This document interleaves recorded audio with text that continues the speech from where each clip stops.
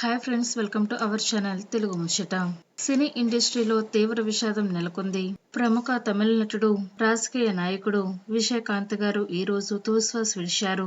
ఈయన వయసు 71 సంవత్సరాలు కాగా విజయకాంత్ గారు గత కొన్నేళ్లుగా పలు రకాల అనారోగ్య సమస్యలతో బాధపడుతున్నారు.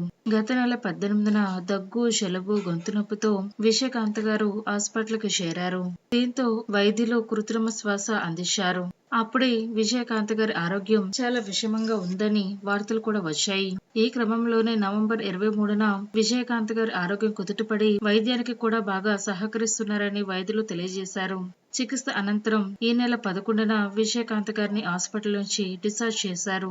ఇటీవలే డిఎంకే వర్కింగ్ కమిటీ సాధారణ సమావేశాలలో కూడా విజయకాంత్ గారు పాల్గొన్నట్లు తెలుస్తుంది. దీంతో ఆయన మళ్లీ అనారోగ్యం పాలవడంతో అక్కడ వైద్యులు విజయకాంత్ గారికి కరోనా సోకినట్లు నిర్ధారించారు. ఆ తర్వాత ఆయన మరణించినట్లుగా తెలుస్తుంది. విజయకాంత్ గారు ఆగస్టు 25న 1952వ సంవత్సరంలో మదురైలో జన్మించారు. 27 వయసులోనే ఇండస్ట్రీకి ఎంట్రీ ఇచ్చి ఆ తర్వాత మరెన్నో సినిమాల్లో నటించి ప్రేక్షకులకు చేరువయ్యారు. సుమారుగా 100కు పైగా చిత్రాల్లో నటించారు. విజయకాంత్ గారి మరణానికి ముఖ్య కారణం కరోనా రావడమే అన్నట్లుగా వైద్యులు నిర్ధారించారు. ఈ విషయం తెలుసుకున్న పలువురు అభిమానులు, సినీ ప్రముఖులు ఆయన మరణ వార్తతో తీవ్ర దిగ్భ్రాంతికి గురవుతున్నారు. ఆయన ఆత్మకు శాంతి కలగాలని కామెంట్ చేస్తున్నారు. ఫ్రెండ్స్, ఈ వీడియో కనుక మీకు నచ్చినట్లయితే లైక్ చేయండి, షేర్ చేయండి.